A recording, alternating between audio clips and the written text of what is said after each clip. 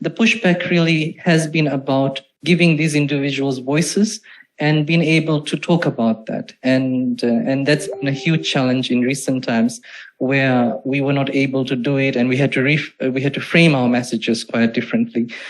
And the other part is the lack of stakeholder engagement. So this is, again, very new for us, the phase that we are in right now, where we are able to talk about this with different partners.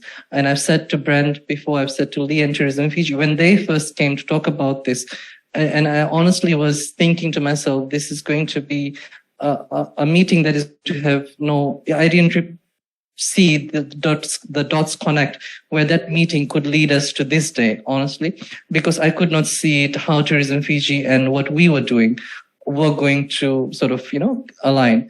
But it does, and that stakeholder engagement is so important. There are key stakeholders who up till this day don't want to talk about recycling. There are beverage companies out there, and there are manufacturing companies out there who are actually contributing drastically to waste pollution.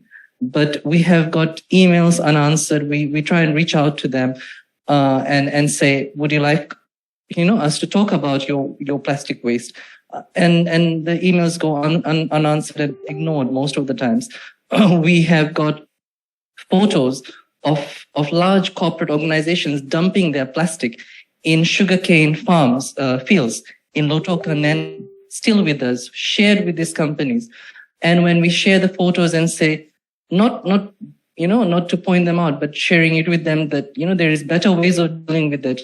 And there's a cost attached for you to transfer it and dumping it there. Why don't we get together and recycle?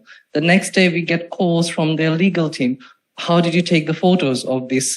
And it's in its public places or it's in its backyard. Obviously, we can take photos, but that's the kind of treatment you get. Instead of thinking about recycling and instead of talking about how do we solve this problem, it becomes a very defensive territory, and it becomes about profit margins and all of that. So that is a challenge, and that pushback is really strong. And we need, and I think a lot of it has been also created by the lack of that atmosphere, environment where we can talk and solve this problem collectively. The Pacific way of doing things, I think, is missing. And that is why when we chose the theme, Plastic-Free Pacific, we meant Pacific, because the discussion is missing where we can talk about this.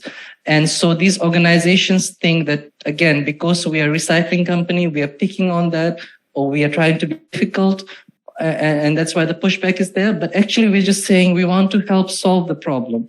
So I understand. Early this morning, I woke up and I saw some companies and some organizations were joining into the Zoom link at 6 o'clock, and I was really happy, but it started at 10 o'clock. But if you're joining in at this time and you're listening to this message, please understand that we want to work together to solve the problem.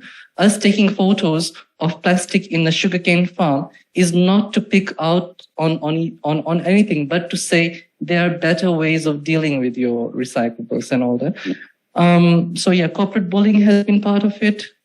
Last week, 2 weeks, when we started our campaign, I've got, we've got pushbacks in that sense, and emails and all of those things of, different things happening. Our team is internally knows about those things. So we've gone through some of those things in just this short time also.